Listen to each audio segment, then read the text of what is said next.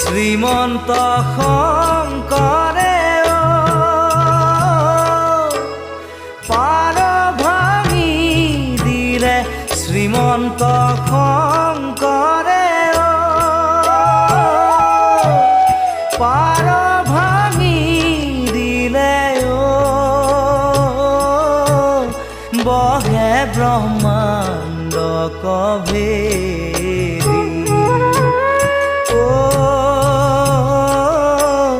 বহে ব্ৰহ্মাণ্ড কভেদি গোবিন্দৰ প্ৰেম অমৃতৰ নদী বহে বৈকুণ্ঠৰ পৰা চাৰি পুৰুষাৰ